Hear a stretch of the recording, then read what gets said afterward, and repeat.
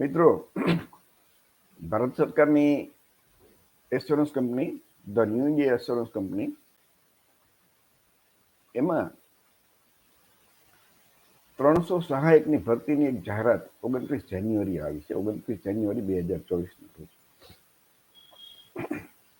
એ 300માં જે ઓબીસી છે ને, જેની વસ્તી જો બિહારનો સર્વે ગણીએ તો 65% જેવું થાય, તો એ 300માંથી ફક્ત 10 જ છે. અને ઈડબ્લ્યુએસના 30 એની સીટ અનામત છે આરક્ષણ, અને ઓબીસી માટે 10 છે. એસસી એસટીના એના વસ્તીના પ્રમાણમાં છે. તો આ કેમ આમ બન્યું? કેમ કે આ ભારત સરકારની કંપની માલિકીની ગણાય, તો એ તો ખરેખર દરેક વિસ્તારના સાંસદ સભ્યોનો આ સવાલ પૂછ્યો તો સાચી ખબર પડે કે કયા નિયમ નીચે કયા અનુસાર ફક્ત ઓબીસીના 10 સીટ મળી છે 300માંથી. તો મિત્રો, આખી જે વાત કરતા હોય ને, તો એમાં ઘણી વખત આપણી આ લીગલ ડિસ્ક્લેમર છે કે ભાઈ કોઈની આ ધાર્મિક લાગણી દુભાવવા માટે નથી, પણ જે ઓબીસી એસસી એસટી સમાજ છે એના બંધારણીય હક શું છે અને એ મુજબ એને મળે છે કે નહીં. અને કઈ સમજો સમાજમાં અંધશ્રદ્ધા, કુરિવાજો અને પાખંડ ચાલતા હોય, ખોટી કુરિવાજો હોય, તે દૂર કરવા એ આપણો હેતુ છે. તો 22 જાન્યુઆરીએ રામ મંદિરની પ્રાણ પ્રતિષ્ઠા થઈ ગઈ અને 29 જાન્યુઆરીએ આ જાહેરાત આવી છે. તો ઓબીસીના ભાગે શું ખાલી દર્શન કરવાના, દાન દક્ષિણા અને ઘંટો ઉગાડવાનું જ છે. અને બીજું, આ ઓબીસીને અન્યાય છે કે નહીં, અને ખરેખર પહેલી નજરે તો અન્યાય જ છે, પણ આ લોકો ઘણી વખત એવા નિયમ દેખાડતા હોય, આ નિયમ મુજબ તમને ખાલી એટલા જ મળે, તો એ ખરેખર શું છે? એવું ઓબીસીમાં જે આવતા કોળી, ઠાકોર સહિત જે ગુજરાતની 146 જ્ઞાતિઓ છે એ આ જાણે છે ખરે? અને જાણતા ન હોય તો એને જાણકારી મળે. સાથે એસસી એસટીના મિત્રો પણ આ જાણે સાચી વાત કે પછાત વર્ગોના જે બંધારણમાં હક અને અધિકાર ડોક્ટર બાબા સાહેબ આંબેડકર આપ્યા છે એનો અમલ થાય કે નહીં, તો એ વિશે આપણે જાણકારી થોડીક મેળવશું. આ લીગલ ડિસ્ક્લેમર છે, એટલે કોઈ એવી રીતે એમ લાગે કે ભાઈ મને નથી માનવું તો નહીં માનતા તમ તારે. આ એની જાહેરાત છે 29 જાન્યુઆરી 2024ના રોજ. 300 સહાયકની આ અંગ્રેજીમાં, હિન્દીમાં છે, અંગ્રેજીમાં પણ એ જાહેરાત છે. અને જે ન્યૂ ઇન્ડિયા એશ્યોરન્સ કંપની જે વેબસાઇટ છે ને ઉપર જે તમને અહીંયા દેખાય છે એમાં એ છે. 2 ભાગમાં કહીએ એટલે ટોટલ 300 સીટ છે. એમાં આવી રીતે બધા ભાગલા પડ્યા છે. તો જે ઓબીસી છે ને, અન્ય પિછડા વર્ગ, એના માટે ફક્ત 10 સીટ છે. તો એ કેવી રીતે છે એ પણ આપણે જાણવું પડશે ને, અને કયા નિયમ મુજબ આટલી સીટ મળી છે એ પણ આપણા જે તે સંસદ સભ્ય હોય, તમારા પ્રતિનિધિ હોય, એમને પૂછવાનું કે આમ કેમ, અને નથી તો આ કયો અન્યાય ખરેખર કોઈ કર્યો છે ઈરાદાપૂર્વક, તો એના મુજબ આપણા જે હક અને અધિકાર માટે આપણે જે લોકસભામાં ચૂંટીને આપણા જે સંસદ સભ્યોને મોકલ્યા ને એની જવાબદારી છે. હવે એ લોકોને પૂછી લેજો, દરેક વિસ્તારના સંસદ સભ્ય તો હોય જ ને, એટલે દરેક ઓબીસીમાં આવતા કોળી, ઠાકોર સહિત જે 146 જ્ઞાતિ છે ને એના મિત્રોને વિનંતી કે ભાઈ તમારા વિસ્તારના સંસદ સભ્યોને આ સવાલ કરો. હજી 15/2 ની છેલ્લી તારીખ છે, ત્યાં સુધીમાં આ અટકાવો અથવા તો ખરેખર શું છે. ટોટલ 300 સીટ છે, બરોબર. એમાં એસસીની 68, એસટીની 43 અને ઓબીસીની 10 અને ઈડબ્લ્યુએસ જે આર્થિક રીતે ગરીબ, જેની 8 લાખથી ઓછી આવક હોય એવા લોકો માટે 30. ઓપનની 149 જગ્યા છે, એટલે કુલ 300 થાય. આવી રીતે એને ભાગલા પાડેલા છે. આની અંગ્રેજીમાં જાહેરાત છે, અને જે જાહેરાત છે ને એમાંથી આ કોપી કરેલી છે. કોઈકને જોવું હોય ને તો કયા રાજ્યમાં કેટલી કેવી રીતે છે એ તમને આમાં જાણકારી મળશે. બાકી તો ડિટેલ તમને જેની વેબસાઇટ છે ને એના ઉપરથી જોવા મળશે ઓનલાઈન. હવે 300 જગ્યા આરક્ષણ કેવી રીતે ફાળવ્યું હશે એ આપણે આમ વિચાર તો આવે ને કઈ. દાખલા તરીકે કુલ દેશમાં જે બિહારમાં જે સર્વે થયો ને 1931માં જાતિ આધારિત સર્વે થયો હતો, ત્યાર પછી કે ગણતરી થઈ હતી, ત્યાર પછી કોઈ જાતિ આધારિત ગણતરી થઈ નથી ઓબીસીની ખાસ કરીને. તો બિહાર રાજ્ય એવું ભારતમાં બન્યું છે 1931 પછી કે જેને જાતિ આધારિત સર્વે કર્યો, તો એમાં સવર્ણોની કુલ વસ્તી 15% જેવી થઈ અને ઓબીસીની વસ્તી 85%, ઓબીસી એસસી એસટી બધા ભેગા કરો તો 85% જેવી વસ્તી થઈ અને ખાલી ઓબીસીની વસ્તી કેટલી થઈ? 65%. હવે માનો કે 15% સવર્ણો હોય, એમાંથી આર્થિક રીતે ગરીબ એટલે કે જેની 8 લાખથી ઓછી આવક હોય એવા કેટલા હોય? 7 થી 8%. હવે તમને સૌને ખબર છે ને કે એ 7 થી 8% સવર્ણોને નરેન્દ્રભાઈ મોદીની સરકારે 2019માં એ 7 થી 8% ને 10% આરક્ષણ આપી દીધું 3 દિવસમાં. કોઈ જાતનો સર્વે નથી કર્યો, કોઈ ડેટા નથી એનો મળ્યો કે ભાઈ કેટલા ગરીબ છે કેટલા નહીં, બસ સીધી 10% આરક્ષણ આપી જ દીધું. 7 થી 8% વસ્તીને 10%. એટલે એ 300માંથી એના માટે 30% સીટ અનામત થઈ ગઈ, એટલે કે 300ના 10% લેખે 30 સીટ તો મળે, બરોબર છે. 10% કર્યું એટલે બંધારણમાં તો તમે જોયું ને તો આર્થિક ગરીબની કોઈ જોગવાઈ નહોતી, પણ તો આ મોદી સરકારે બંધારણમાં પણ સુધારો કરી નાખ્યો. ખરેખર બંધારણમાં તો જે હોળ 4 છે ને 15 એમાં એમ લખ્યું છે કે જે સમાજની વસ્તી પૂરતી ન હોય, એડિક્વેટ, અંગ્રેજીમાં એડિક્વેટ, જેનું વસ્તીના પ્રમાણમાં સરકારી નોકરીમાં પ્રતિનિધિત્વ ન હોય એને આરક્ષણ આપવાની વાત હતી. એટલે સવર્ણોનું જો ક્યાંય સર્વે તો કર્યો જ નથી, એનું પ્રતિનિધિત્વ કેટલું હોય તો સામાન્ય રીતે એવું જોવા મળ્યું છે કે લગભગ એની વસ્તી કરતા 2 ગણું, 3 ગણું, 4 ગણું, 5 ગણું પ્રતિનિધિત્વ સરકારી નોકરીમાં હોય છે અને છતાં એને આરક્ષણ આપી દીધું. આ એક બહુ મોટો સવાલ છે ઓબીસી એસસી એસટી માટે, કેમ કે જે ઓપનમાં જે જગ્યા હતી ને 50% એ એસસી એસટી ઓબીસીના છોકરાઓના ખાલી થઈ અને એ જગ્યા નથી જે સવર્ણોને છે એ 10% એમને મળી ગયા, એટલે કે 50 હતી ઓપન, એની બદલે 40% રહી. તો અને બિહારમાં જે જાતિ આધારિત સર્વે થયો એમાં ઓબીસીની વસ્તી 65% જેવી થઈ. વિચાર કરજો. અમારા ગુજરાતની સર્વે થાય, ગુજરાતમાં ઓબીસીની વસ્તી સામાન્ય રીતે 65% જેવી થાય, સીધી વાત છે ને. ગુજરાત સરકાર કરતી નથી. આપણા ઓબીસી ના લોકો તો માંગણી મૂકે જ છે ગુજરાત સરકાર પાસે, ભાજપની સરકાર પાસે કે તમે જાતિ આધારિત સર્વે કરો, પણ એ લોકો નથી કરવી જ તે, કેમ કે સર્વે કરે તો ઓબીસી માગે ને એના હક અધિકાર. એટલે હવે એ ઓબીસી માટે ફક્ત 10 સીટ અનામત. તો એવું છે કે હવે એમ કે ઓબીસીને નોકરીની શું જરૂર હોય? આ લોકો એવું વિચારતા હશે કે ઓબીસીને ભાઈ નોકરીની શું જરૂરિયાત છે? એને તો રામ મંદિર બનાવી દીધું એટલે એ દર્શન કરે, દાન દક્ષિણા આપે, ઘંટો વગાડે, મંદિર બની ગયું છે પછી નોકરીની શું જરૂર? એવું હશે એનો સરકારના મનમાં, અથવા તો કોઈ નિયમ હશે કે ભાઈ આ લોકોને ઓછી કેવી રીતે મળી હશે, એ સમજાતું નથી. એટલે એ તો આપણા સંસદ સભ્યને પૂછી ત્યારે જ ખબર પડે ને કે ખરેખર હકીકત શું છે. એને આમાં છે ને તમે જાહેરાત જોઈ ને તો આમાં 1 ફેબ્રુઆરીથી 15 ફેબ્રુઆરી સુધી ઓનલાઈન એપ્લાય થવાનું છે. આ એની વિગત છે થોડી, એમાં વધારે આપણે નથી પડતા, તમે વેબસાઇટ જોઈ લેજો. શૈક્ષણિક યોગ્યતા ગ્રેજ્યુએટ છે અને પહેલા ચરણ એને 2 ફેઝમાં એની પરીક્ષા છે. એટલે પહેલું જે ચરણ છે ને એમાં જે ગુજરાતની અંદર એના કેન્દ્રો છે ને એ કયા તો કે અમદાવાદ, આણંદ, ગાંધીનગર, મહેસાણા, રાજકોટ, સુરત અને વડોદરા, આટલા કેન્દ્રો છે. ફી કેટલી? તો એસસી એસટી અને જે પીડબ્લ્યુડી એટલે શારીરિક રીતે અશક્ત હોય એના માટે 100 રૂપિયા ફી, બાકી બધા માટે 850 રૂપિયા. લાખો લોકો એમાં એપ્લાય થશે એટલે લાખોના 850 લેખે ગણી લેવાના કેટલા સરકાર આ લઈ લેશે. તમારે તમે નક્કી કરજો, એ હું નથી કહેતો. રામ મંદિર બની ગયું તો ઓબીસીને નોકરીની શું જરૂર? આ એક મુદ્દો ઘણા લોકો ઉઠાવે છે. તો રામ મંદિર બની ગયું તો પૂજારી આ મોહિત પાંડેને પૂજારી તરીકે એનો એક સારો ભરખમ મોટો પગાર છે. રામ મંદિર બીજા ઘણા બધા કદાચ નિમણૂક થશે, એના ટ્રસ્ટીમાં તો એક ઓબીસીને નથી જ લીધા. રામ મંદિરની અયોધ્યા રામ મંદિરની જે લડાઈ હાલી ને એમાં સૌથી વધારે મેરા કોના? ઓબીસીને. પણ ઓબીસીના એક ટ્રસ્ટીમાં નથી લીધું, અને છતાં સૌથી દર્શન કરવા વાળા ઓબીસી જ વધારે હશે, અથવા તો એના ટેકેદારે તે ઓબીસી જ હશે.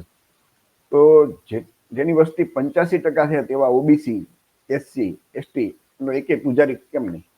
85% વાળાને એક કે પૂજારી નહીં, 3% વાળા બ્રાહ્મણના પૂજારી શા માટે? એ પણ બધાને સવાલ થવો જોઈએ. આ તો 100% આરક્ષણ કેમ? 3% વાળાને 100% કેવી રીતે આરક્ષણ આપીએ? કે આ પણ તમારા સંસદ સભ્યોને પૂછો. ટ્રસ્ટ છે તો સુપ્રીમ કોર્ટે બનાવ્યું ને, તો એમાં તો બધાની એક સરખી, દેશના બધા કઈ બ્રાહ્મણો માટે નથી બનાવ્યું. તો ટ્રસ્ટી તમે જુઓ ને તો એકને છોડીને બાકીના બધા બ્રાહ્મણ, એક ઓબીસી નથી. આ એક 29 જાન્યુઆરીનો એક પેપરનો રિપોર્ટ છે અકબરનો છાપાનો, કે 18 લાખ અત્યાર સુધીમાં શ્રદ્ધાળુ દર્શન દીધા. હવે તમે બધા વિચારજો કે 18 લાખમાંથી ઓબીસી કેટલા હશે? કેમ કે ઓબીસી લોકોને તો મંદિરો થઈ જાય એટલે બસ બીજું શું જરૂર? તો લગભગ એટલે 12 લાખ તો જેટલા હશે ને 18 લાખમાંથી. અત્યારે તો માનો કે આજની તારીખે તો ઘણા બધા થઈ ગયા હશે. 18.75 લાખ એટલે 19 લાખ જેટલા લોકો એ વખતે દર્શન કરી દીધા છે. અયોધ્યા રામ મંદિર એમ કે રેકોર્ડ બન્યું, એમ વિચાર તો કરો. આટલા બધા દર્શકો, રેકોર્ડ બને, પણ ગમે એટલો રેકોર્ડ બને માનો તો એનાથી ઓબીસી કે એસસી એસટી કે દલિત આદિવાસી આપણો સમાજ છે કે સવર્ણો, ભલે દેશની જે જનતા છે, પ્રજા છે, એના રોજગાર, મોંઘવારી, આરોગ્ય, સુરક્ષા, સલામતીના પ્રશ્નો હલ થવાના છે? એવું એક ગામ લગભગ બાકી નહીં હોય કે જ્યાં રામ મંદિર નહીં હોય. રામ મંદિર તો ગામો ગામ છે.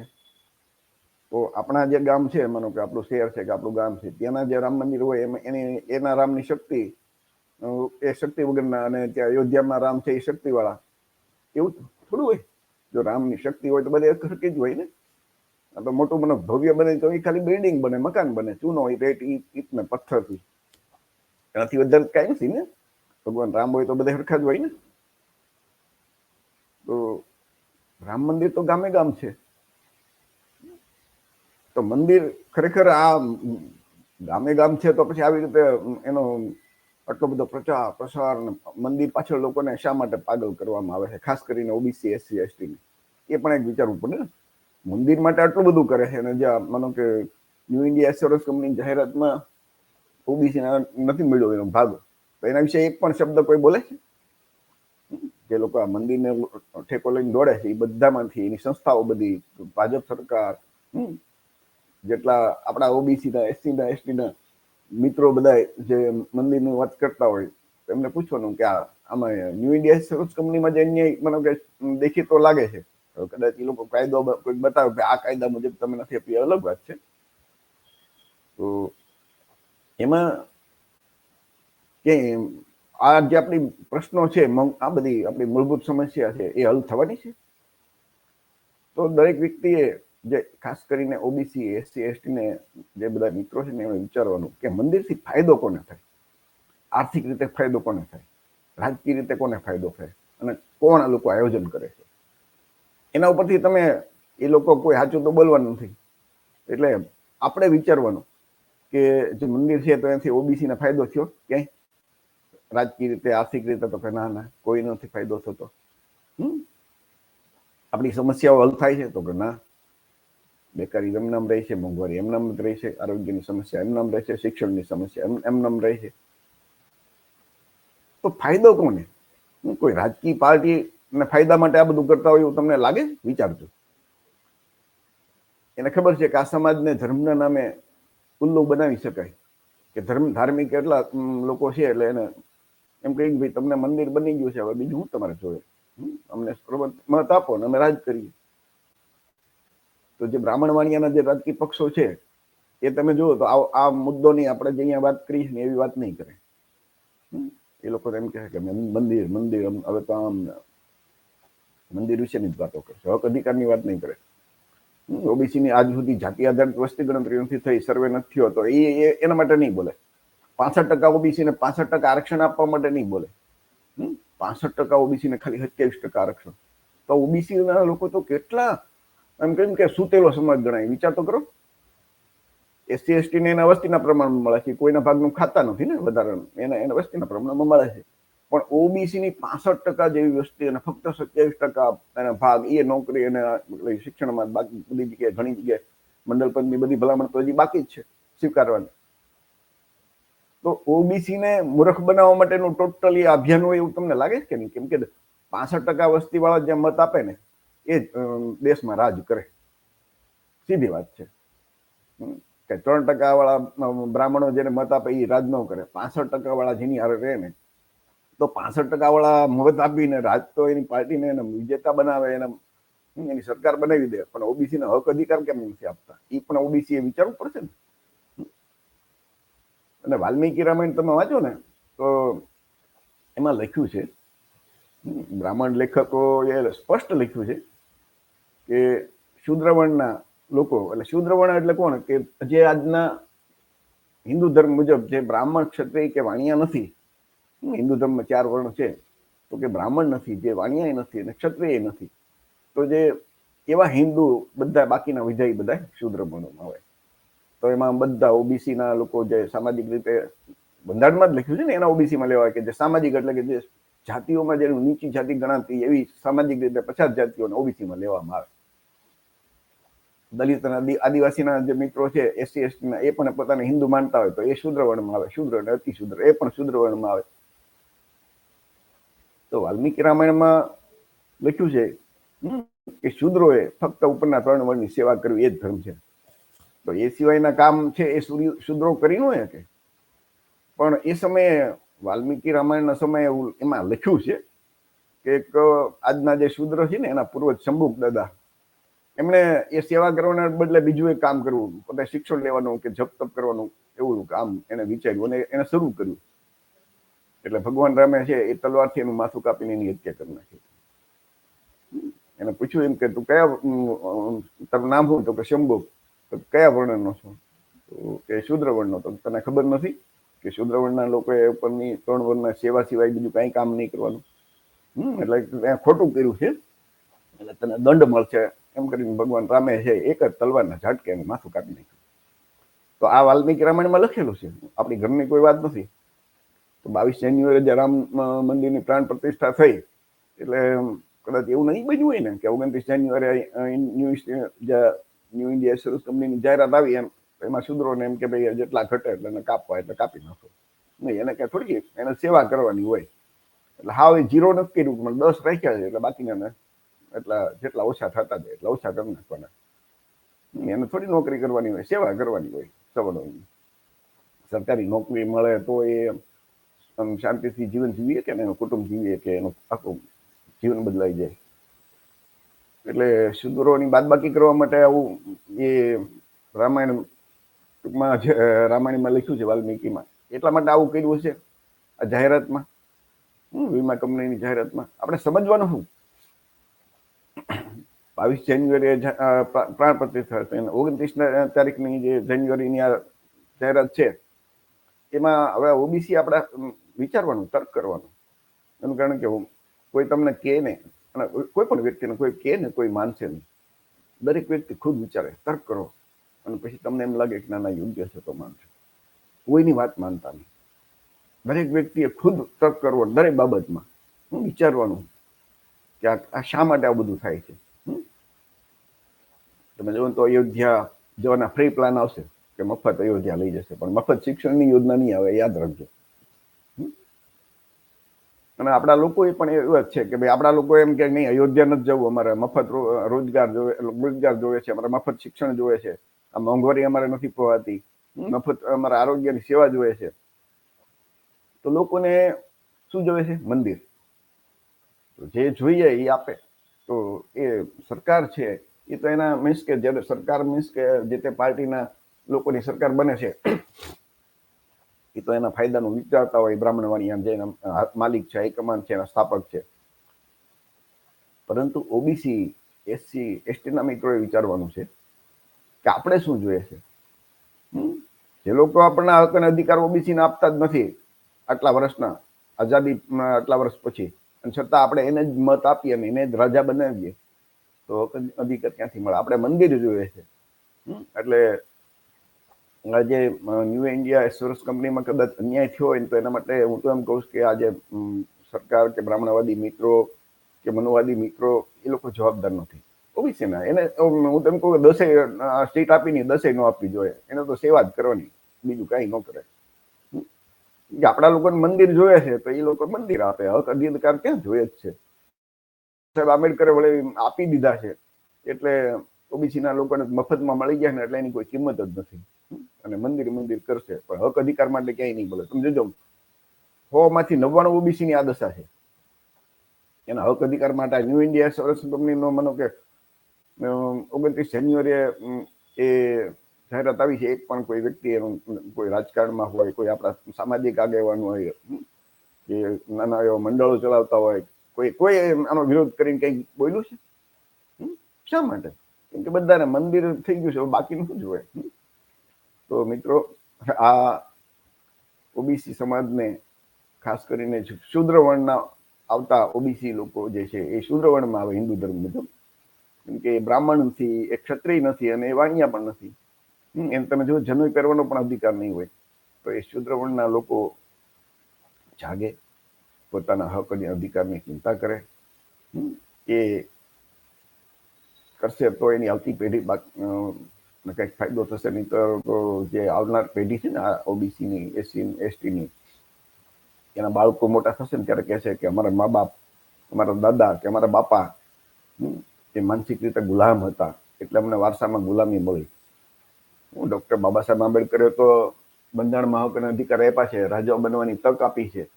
પણ આ લોકો એ રાજા મળવે રાજા નથી બનતા અને બીજાને રાજા બનાવે છે, બ્રાહ્મણવાણીયાને રાજા બનાવે છે અને ખુદ મંદિરમાં ઘંટ વગાડ્યા કરે છે. તો ખરેખર ઓબીસી મિત્રોએ શું કરવું જોઈએ એ તો દરેક વ્યક્તિ સ્વતંત્ર છે. મંદિર જેને ચૂકવું છે, ઘંટ વગાડવા છે એ વગાડી શકે છે. જેને હક અને અધિકાર જોતો છે, નોકરી જોઈએ છે, શિક્ષક, તો આવી લડત લડશે. તમારી આજુબાજુમાં તમારા રાજકીય નેતાઓને પૂછી લેજો કે ખરેખર શું કરાય. આ વિડીયો જોયા પછી તમને તર્ક કરવાનો, તમને વિચારતા કરવા માટે છે, તમારે માનવા માટે તો છે જ નહીં. આપણો હેતુ વિડીયો બનાવવાનો એક જ છે કે તમે વિચારો. એનું કહ્યું કે તમે વિચારશો ને તમને મનમાં એમ થશે કે આ વાત સાચી છે તો તમે માનશો. તમે બીજા કોઈનું કીધેલી વાત માનશો નહીં. કેમ કે આ માણસની ખૂબી છે દરેક વ્યક્તિની.